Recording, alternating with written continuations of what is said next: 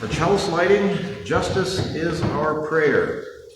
We gather together today with sacred intention to declare that justice is our prayer. We affirm in covenant with the beloved community that it is possible. Not here, not quite yet. The seeds have been planted time and again, and we remember all those who went before us, who made beloved community a dream that could be realized. Justice is our prayer. May our time of worship and service together continue to water the budding trees of our diverse interdependence. May our time of worship give air and nourishment to the parts of our collective spirits that need to grow and thrive, and embrace equity as a known way of being. Justice is our prayer. We affirm in covenant with the beloved community that it is possible. May it be so. Let us worship together. That's another one by Rebecca Savage. Opening hymn? Number 11. Number 11, okay.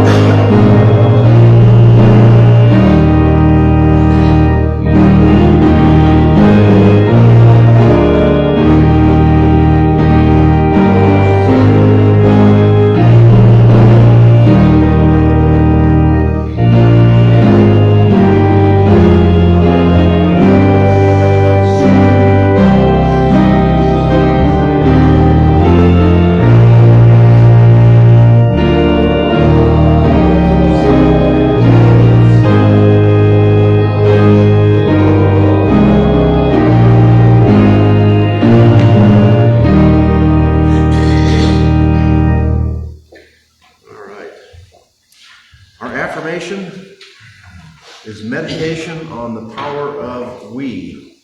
Put your feet down because we're about to do embodiment.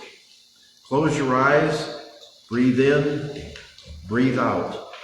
When you hear the word liberation, liberatory spirit, liberatory life, liberatory possibilities, what does that conjure in your soul? When you hear we are the liberating force, spirit, light, and love, what does that conjure in your spirit? When you hear that we have the power to transform the world around us, what does that mean in your bones? When you hear we are the people that we have been waiting for, we are, how does that feel in your blood?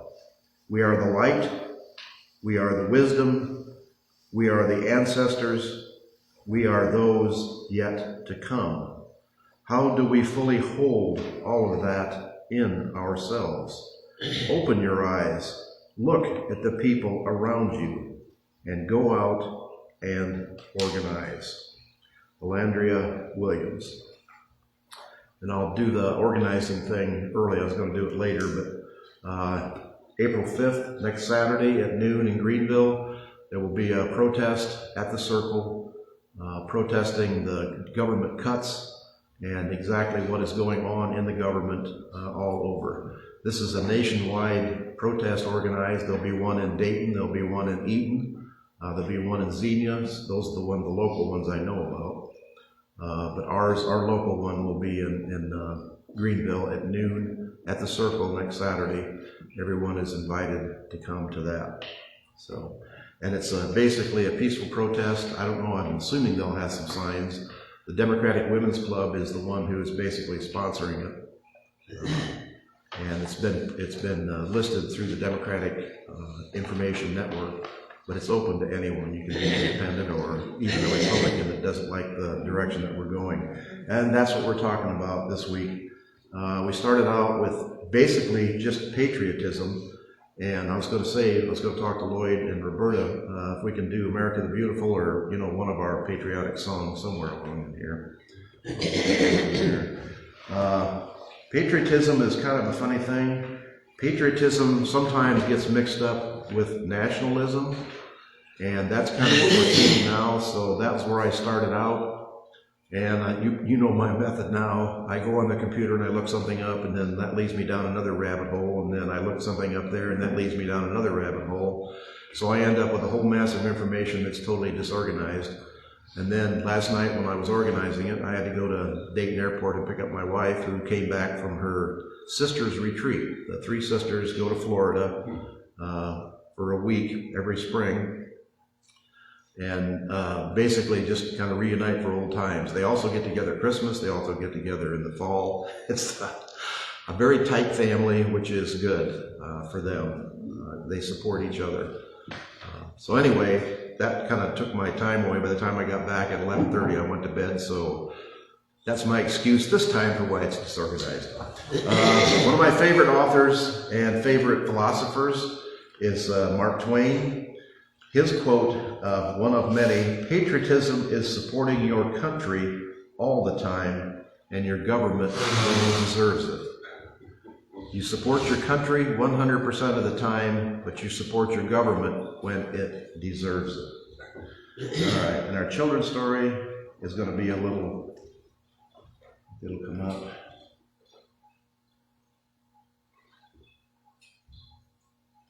What is the difference between patriotism and nationalism? In this video, we will look at the essential differences between these two. Let's take a brief look at the history of the two words and where they originated. Patriotism is the older of the two words, with written evidence dating back to around 1653. The word patriot itself could even be traced back further to the Greek word patrios, meaning of one's father. There isn't much evidence of nationalism occurring until just before the 19th century, almost 150 years after patriotism. And in its early use, for a number of decades, nationalism appears to have been largely interchangeable with patriotism. However, in the 19th century and up until today, nationalism has changed meaning, while the meaning of patriotism has remained largely unchanged. Now, let's look at how they're defined. Patriotism is the feeling of love for one's country, along with the feeling of unity with those who share those feelings. It has also been defined as devoted love, support, and defense of one's country. Nationalism, on the other hand, is defined as loyalty and devotion to a nation. But the definition of nationalism also includes exalting one's nation above all others and placing primary emphasis on promotion of its culture and interests as opposed to those of other nations. Others have defined it as the policy or doctrine of asserting the interests of one's own nation, viewed as separate from the interests of other nations, or the common interests of all nations. My cat wanted to be in it too. With each other. The difference between the two words is largely debated, and even today there's not an official consensus among scholars and social scientists. Some attribute that the feelings of patriotism are based on the positive values the country embraces, like freedom, justice, equality, bravery, value, and devotion. With patriotism, one believes the policies of a government and the people of their country are inherently good and work together for a better quality of life. In contrast, feelings of nationalism are based on a belief that one's country is superior to all others. They can often carry the connotation of distrust or disapproval of other countries, leading to the assumption that other countries are rivals. Nationalism tends to find itself modified by movements of political interest. One outlook by Sidney J. Harris says, the difference between patriotism and nationalism is the patriot is proud of his country for what it does, and the nationalist is proud of his country no matter what it does. So how do we use patriotism and nationalism today? When using these words, it's important to keep context and connotation in mind. Patriotism generally has a positive connotation. It's used for various positive sentiments, attitudes, and actions involving loving one's country and serving the greater good of all its people. Where nationalism generally has a negative connotation, it's used for political ideologies and movements that have a more extreme and exclusionary love of one's country, at the expense of foreigners, immigrants, and even people in a country who aren't believed to belong in some way, often on racial and religious grounds. Right now, you might be thinking, nationalism just sounds like it's always bad. So is that true? Is nationalism always bad? According to some people, not always. Nationalism has its uses as a very strong motivator for uniting people together in the struggle against injustice. It has driven independence movements like the Zionist movement that created modern Israel.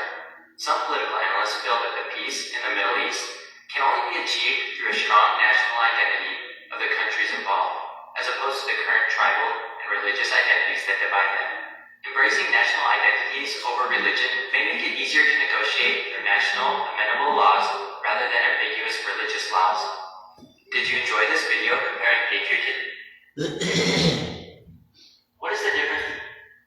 Okay, he covered a lot of information pretty fast, but there's a big difference between patriotism and nationalism. And I thought the example that he gave of Zionism as an example of nationalism that helped form the state of Israel, and there's no doubt that Zionism at that time, the 1940s after World War II, was a primary moving force to get the state of Israel established. What has happened is Zionism has evolved or devolved, if you want to put it that way, into a totally nationalist belief that Israel owns and should rightfully occupy all the lands of the Middle East, all the lands of Palestine. They are in the process, and Israel just broke the peace treaty they had with the Hamas and started bombing Beirut again. 130 people were killed in the bombing that occurred yesterday.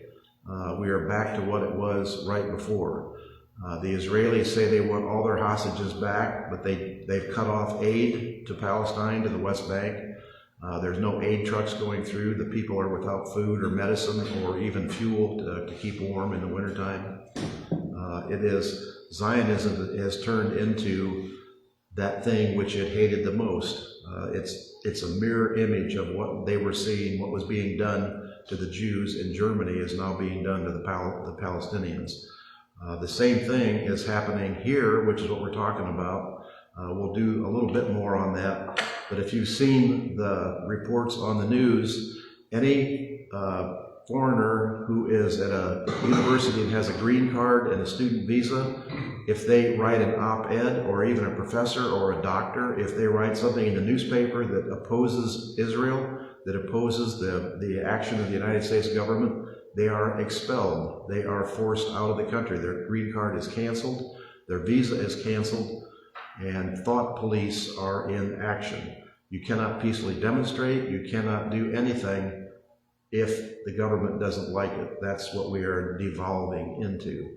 Right now, it's only foreigners with green cards. This is exactly the same way it started out in Germany in 1935. It was only foreigners at that time, but pretty soon it got to be anybody that disagreed with the government was sanctioned. So that's kind of what we're looking at. Patriotism is when you love your own, when love of your own people comes first. Patriotism is when love of your own people comes first. Nationalism, when hate for people other than your own comes first. Does that ring a bell? That's Charles de Gaulle in 1950. Nationalism is when hate is above love.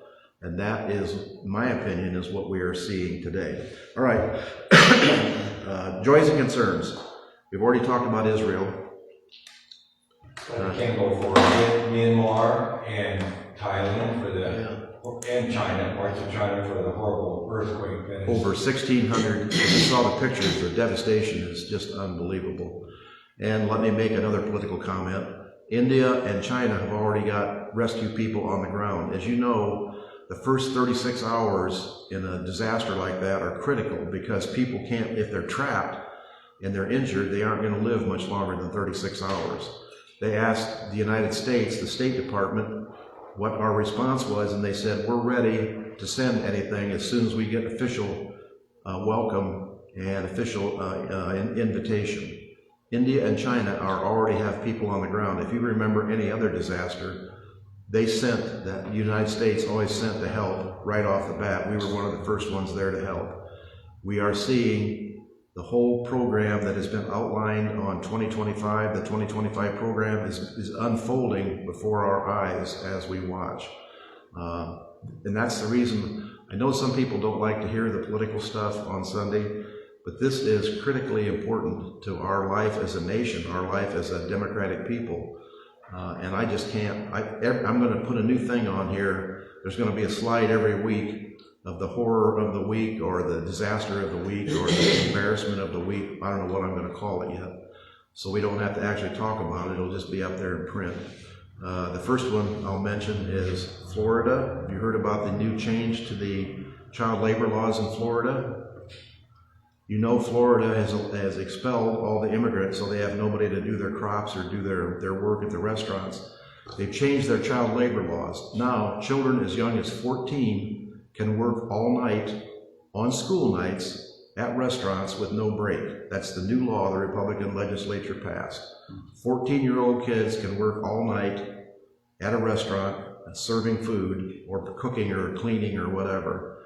And they aren't even mandated to have breaks or anybody to watch over them. 14 years old. We are replacing foreign immigrants, foreigners who came in to do the low grunt work. We're replacing them with children. We're going back to the 1800s. They want to go back to the good old days. That's what their idea of the good old days is. It's just unbelievable that people, and it's not unbelievable they're doing it, it's unbelievable that people are supporting it, or at least not opposing it. Okay, Israel, Ukraine, you've heard about Ukraine. That's still, everything is still up in the air. The Russians, of course, immediately broke the treaty they had with Trump. They told him they would not bomb they didn't say they wouldn't bomb cities, which they are continuing to do. They said they wouldn't bomb the electric network that keeps people warm and pumps water and sewage and stuff. They immediately broke that and started bombing the electric supply stations. So once again, the promises are not worth the paper that they're written on or the audio tape that they're recorded on. Anything else? I told you about the thing in Florida, which just breaks my heart that they're doing that. And there is more, and we'll get to that. Okay. Haven't heard anything from Margaret. Hopefully she's doing all right. And actually haven't heard anything from Emerson. Hopefully he's doing all right. If anybody has any updates on them. And anything from Lou? No communication from Lou either, so we are dwindling, still here, but still dwindling, so we'll keep all Emerson, I saw him a week or so ago. He did have a fall, but he has recovered from that. Okay. And they have a new puppy they're delighted with in the Behe household. I see that on Facebook, pictures of the puppy. That's about all I've seen. And it matches the other dog. I think it's a Shih Tzu maybe? Or a King Spaniel or a King something. Something, a small dog, beautiful. Yes. Beautiful. Yes. So he seems to be going well, much better. Okay, if there's nothing else, we'll light one final candle for those thoughts and prayers that you can express, maybe aren't aware of. If you know anybody else that has problems, let them know that we will support them. And I guess I'm going to light a candle for the people who will be at the circle on Saturday at noon. They were there 2 weeks ago or 3 weeks ago. I'm not sure what the demonstration was for, but as you can imagine, in the red state of Ohio and the red county of Dart, there were some pretty unpleasant remarks thrown around. So it takes a certain amount of courage to show up for these things. And they maintain it's a peaceful protest. And I told you about the protest they tried to do at the Farm Forum in Versailles. I got there at 8:30 and it was supposed to start at like 8:35 or 8:40, so I got there right when it was beginning. There were no demonstrators anywhere to be seen. Every time when they got there and got out of their cars and got their signs out, even one lady in a wheelchair, there were the Versailles police and Dart County deputies there. They escorted them to their protest area, which was a loud protest, which was behind the school where you couldn't see them. I had no idea they were even there. So that's what protest is like in a red state, in a red Has there zone. been similar interference at those protests at the traffic circle in Greenville? Is that You do not need a probing for an attitude from the Dart County Sheriff's Department? You do not need a permit to just walk on the sidewalk. If you get in the street, a couple girls were in the street and the city police came up and asked them, they were polite, asked them to go back on the sidewalk, which makes sense. But evidently you do not need a permit to do that. At least now, I wouldn't put it past if this continues, I would not put it past the Republican administration of Greenville and the new right-wing Republican Or perhaps mayor. the Ohio legislature there. Or the Ohio legislature. They're quite productive in that particular area. And if you noticed, Governor DeWine just signed the bill on education, outlawing basically collective bargaining. Teachers' unions are not allowed to strike anymore. Strikes are outlawed. So what's the point of a union? And that is one of the national legislature, the national legislator that's one of their programs is to install right to work in every state. And right to work is basically the death knell for unions, because a lot of people will not pay their union dues and will not support the union. If the union bargains for their wages, gets them a higher wage, and they don't have to pay for it, they ride along on the backs of those who will do the hard work. And that's what the southern states have done to kill unions, to hinder unions from being effective. This is a broad spectrum approach. Every place you can imagine and places you can't imagine, these people are moving forward, and in some time we'll go back and go through the 2025 again. Well, anyway, let's see. Mark Twain was one of my favorite things. The other thing he said, this is another quote from Mark Twain: "The patriot is the man who can holler the loudest without knowing what he's hollering about." Does that ring a bell? He also, Mark Twain, well, actually, yeah, I think it was Mark Twain, also said, "History does not repeat itself, but it often rhymes." And I'm a little mystified by that, because I've looked for an explanation. What does it mean when history rhymes? And I never found anybody that gave me a straight explanation. So I invite you to come up with your own understanding of it. History does repeat itself. I've told you about the history of Germany between the 30s and the 40s.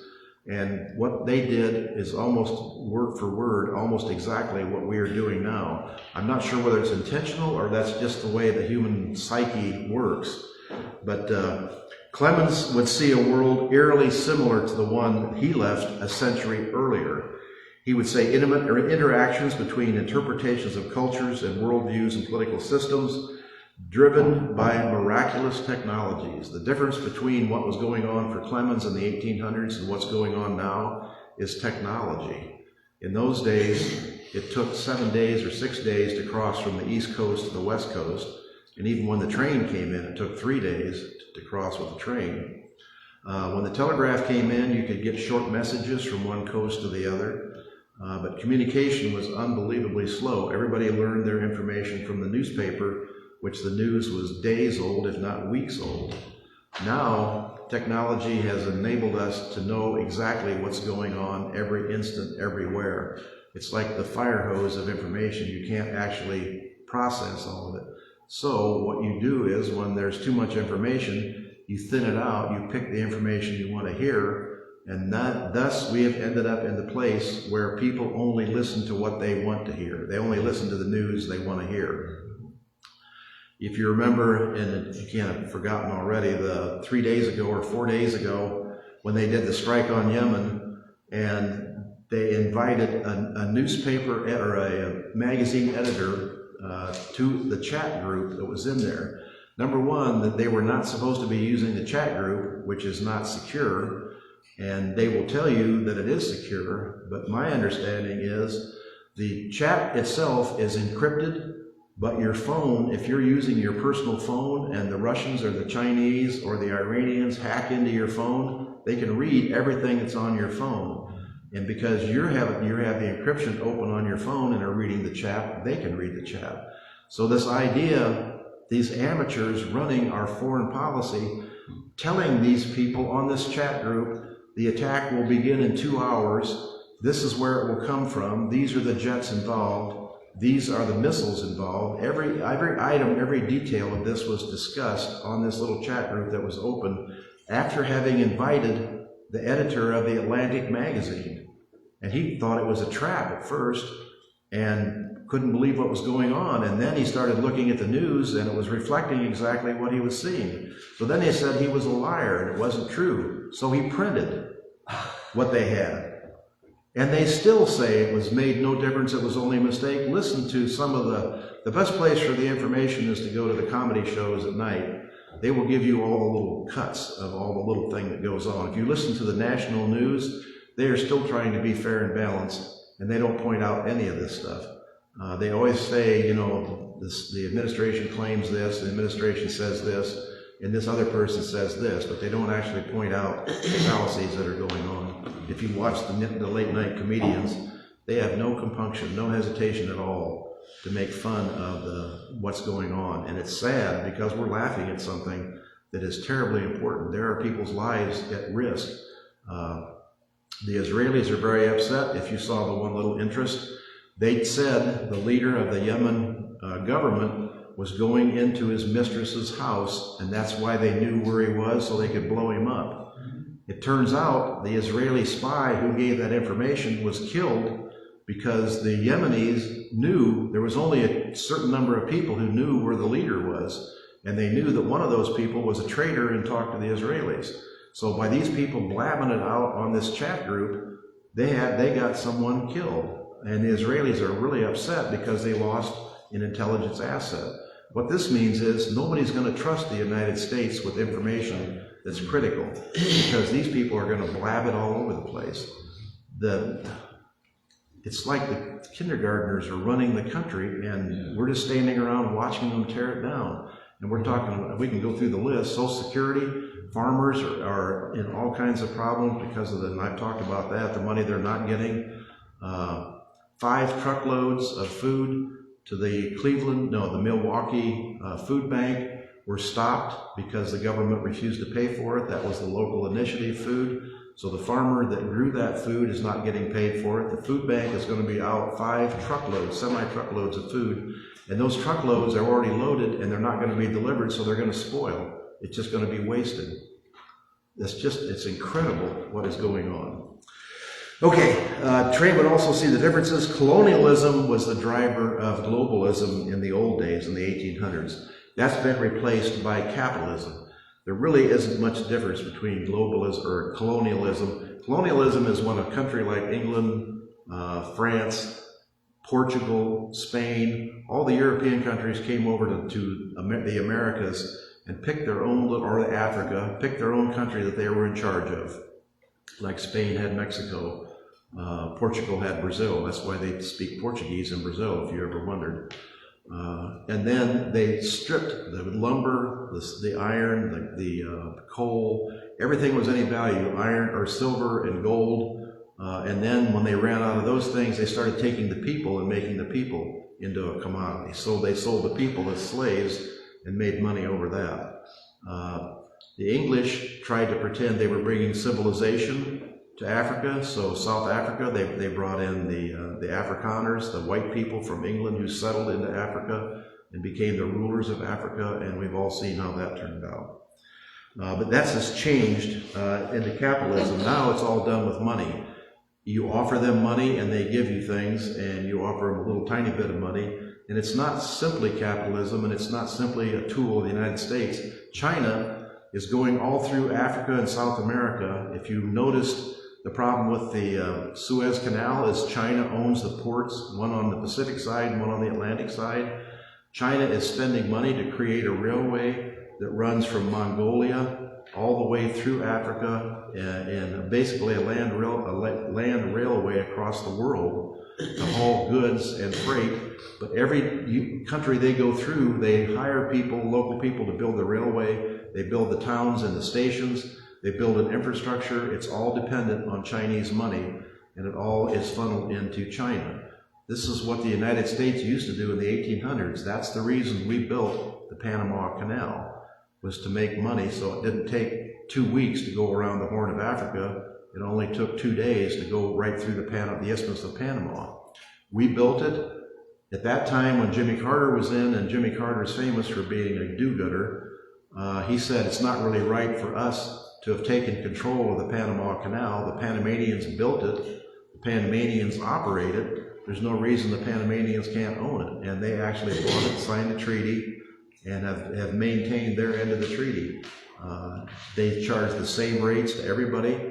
The government, our U.S. government, saying we're being taken to the cleaners because they're charging us more. That's not true.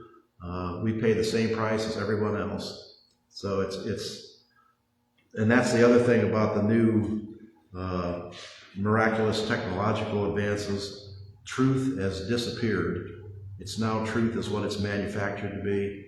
And it's with the new artificial intelligence. I heard some people talking about it this morning. They think the internet is actually going to crash in the next 5 years because artificial intelligence is going to become so good you will not be able to tell what is real and what is not real. So they can have anybody saying anything, and then people are going to say, well, we can't trust anything on the internet. So I don't know. They didn't say what was going to replace it, if anything. So that's kind of a scary thought. Okay, originally they had social Darwinism. If you're familiar with that, social Darwinism is the survival of the fittest.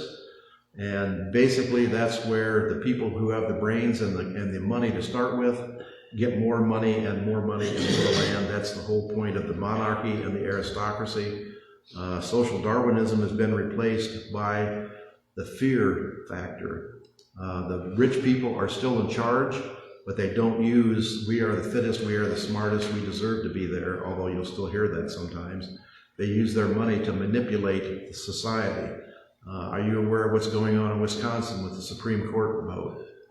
The Supreme Court in Wisconsin is divided 4-3 on the liberal side.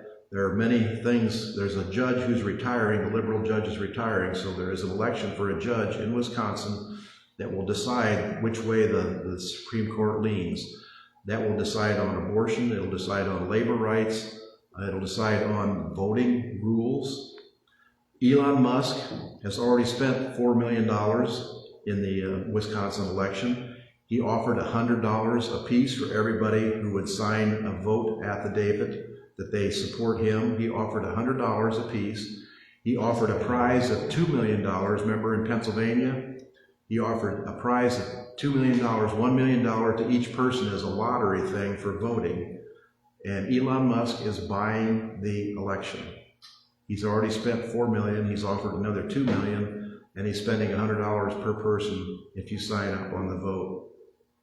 And no one, people are saying things mutedly, quietly, but there's no outrage. There's no, whereas our country is being sold down the river for a pottage, for a mess of pottage, for a few beans.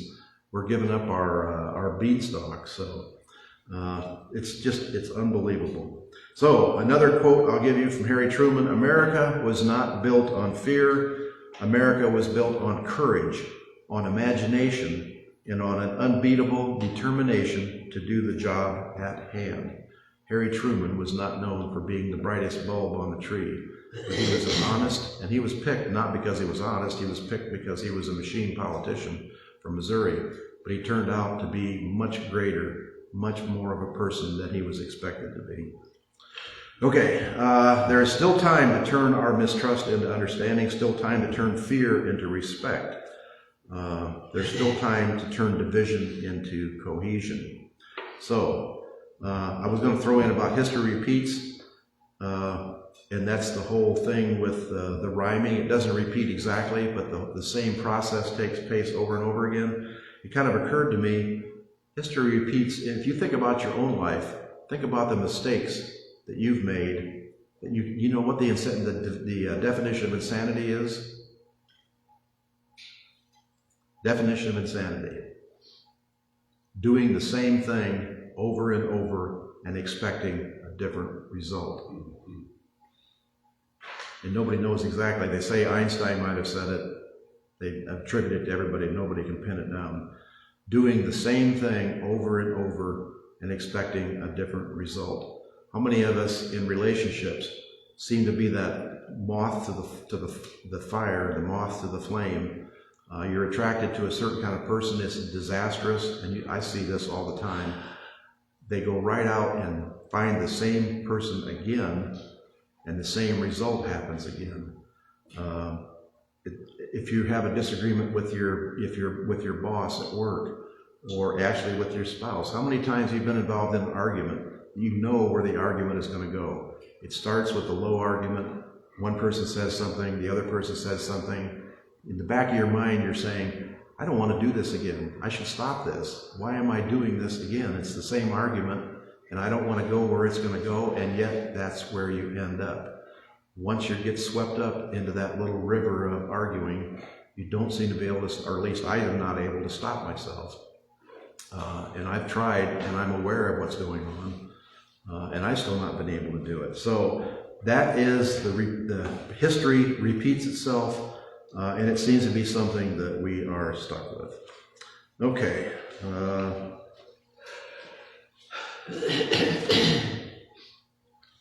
I'm not going to read the rest of this. We're basically done anyway. I've got all kinds of more quotes and everything else. Patriotism is the virtue of the vicious, is a quote attributed to Oscar Wilde, suggesting that blind or excessive patriotism can be used to justify harmful actions. Does that ring a bell? Patriotism is the virtue of the vicious. All right. Comments? All right. Let me go to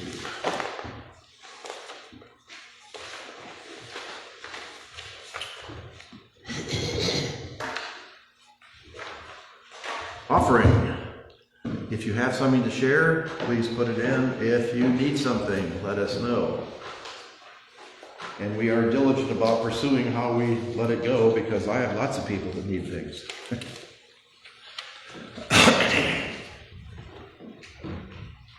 trying to find it. Oh, beautiful for spacious skies. Yes, I was looking for it too. I know it's in here. I know it's because we sang it before at one time. I'll find it. Let me look for it while you're doing that. 388. 388? Oh, beautiful my country, or spacious skies. You want, which one you want? It's not 388. 383. 383.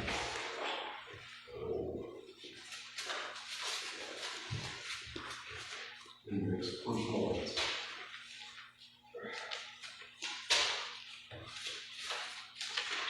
Oh, 383. What is it? And this one is 383. I don't know which one we're looking at. Here it is. Oh, Oh, and And this one is the Alleluia Amen. That's what I'm looking at. These little red ones, it's a different. Oh, the red ones?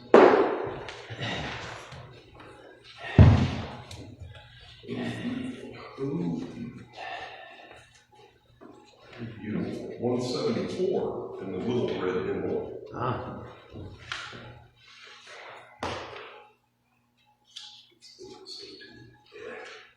Yes, 174 in the red hymnal. Beautiful for spacious skies.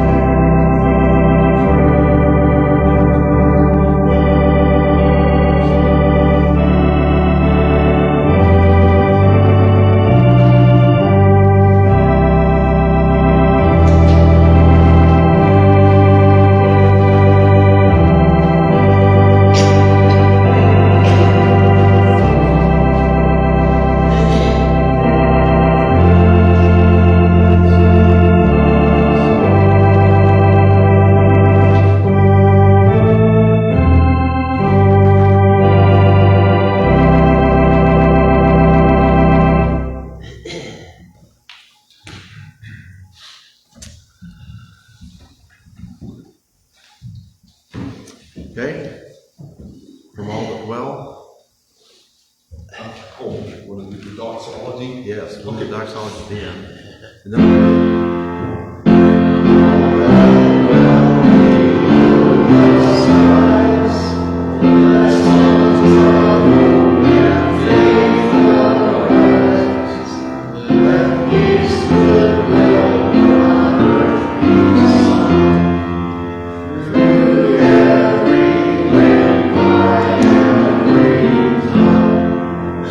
we're going to have to do these hymns a few more times, I think, as we go along. Oh, beautiful for spacious skies, for amber waves of grain, for purple mountains' majesties above the fruited plain. America, America, God shed his grace on thee and crowned thy good with brotherhood from sea to shining sea. But listen to the second verse. Oh, beautiful for pilgrims' feet whose stern impassioned stress, a thoroughfare for freedom best across the wilderness. America, America, God mend thine every flaw, confirm thy soul in self-control, thy liberty in law. This was written in 1898, revised in 1904. 1898. They had a real grasp on what liberty and what America was about, which we are in danger of losing, I'm afraid. I love this patriotic music, and I want to preserve that. Okay, let's see. Closing hymn? Number 21. 21 in the blue.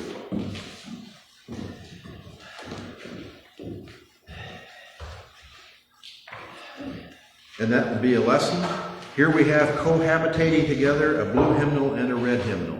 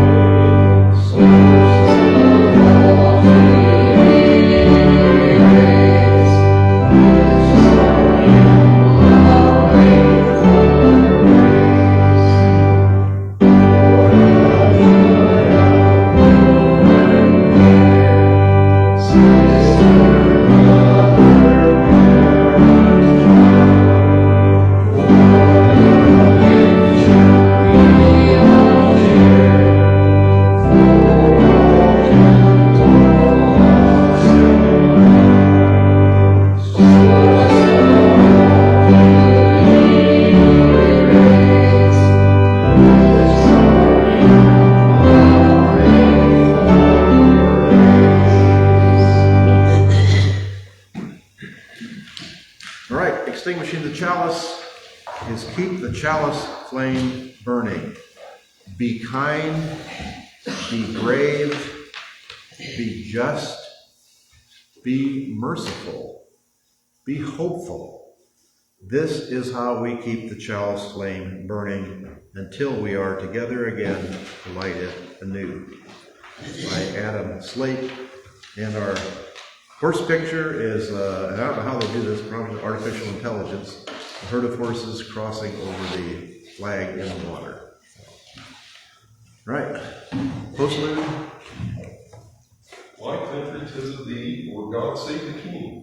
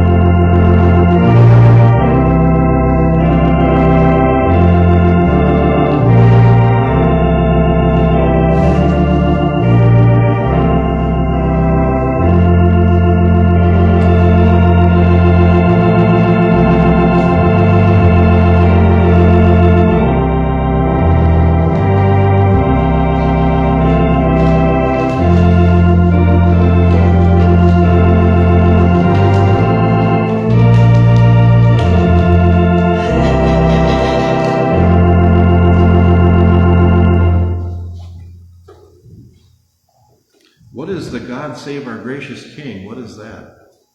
That's the English version. That's the English version. Huh.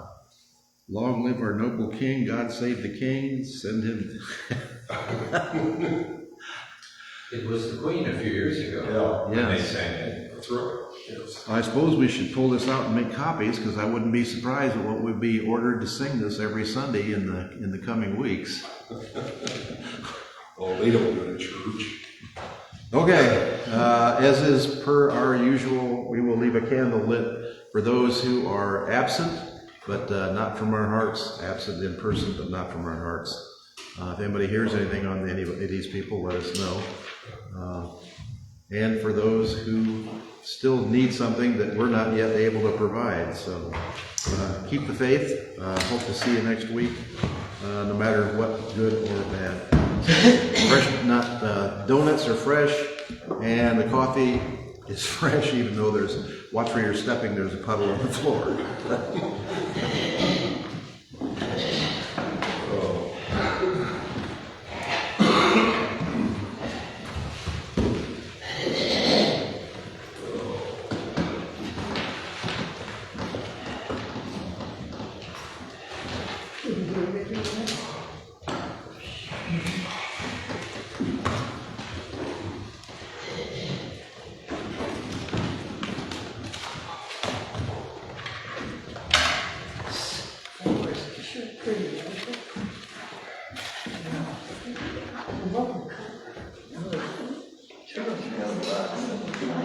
I've never seen them grow again. No, I don't think I have either.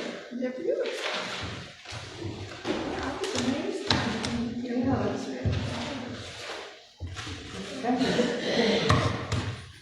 right. Terracotta or something, deep terracotta.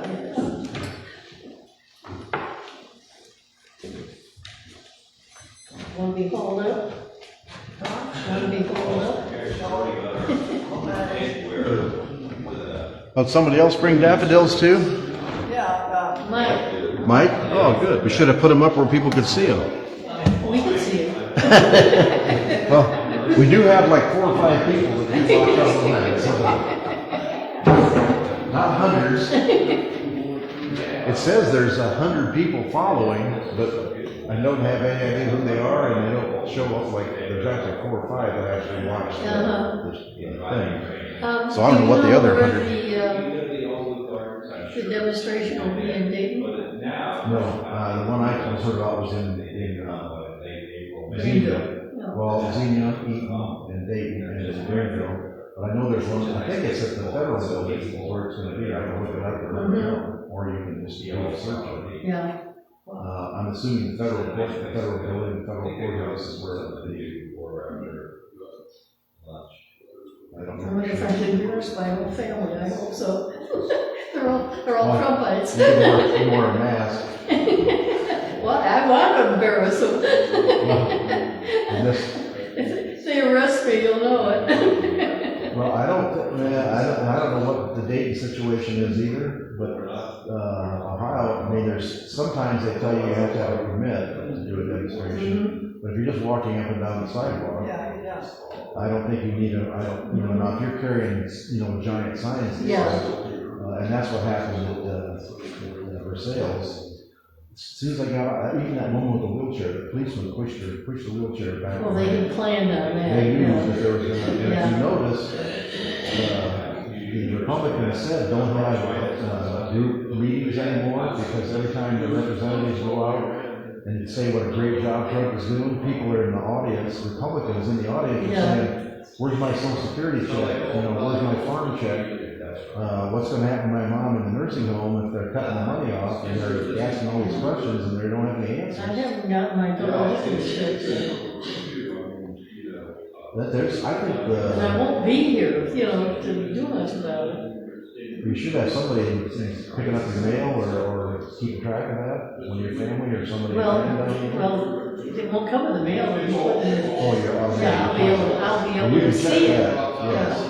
But, and they said, don't call, don't call, it should be there by April. It's not there now, unless it came over the weekend, And, but I'll check and see if it's there, and then I'll try to get through, but, it doesn't sound like I'll Well, get it's through. the way they're cutting staff everywhere. Yeah, and so you can't There's nobody to call. answer the phone. Yeah. And people are panicking. And sooner or later, it's gonna get down to these people, I think. I mean, right now, even the farmers that voted for Trump saying, oh, this is just that was the other thing I didn't talk about, Greenland. They'll change their mind, It's bargaining point. Because they keep doing it. Yeah, he's not really serious, it's just a bargaining point, because he's a great businessman. The guy went bankrupt 6 times, he's not a great businessman. He's an idiot, and we're being led by idiots and a whole bunch of idiots. It's like, Yes, there's waste in government. Everybody, you can't have a big organization without having people sit for half a day. You know what I mean? People are going to do this, but they're going about it all wrong, well, he's taking a meat axe, he's not going through picking out, Yeah, You know, he's anybody just- who's not doing a job, Yes. he's just cutting out the whole. and that's, my understanding is they're trying to save like trillions of dollars so they can give it in tax cuts to rich people. That's the whole point of firing all I'm these not saying that people. though, yeah. They're almost saying it. I mean, that's the 2025 thing. Yeah. And that's obscene. It's just not, it's not right.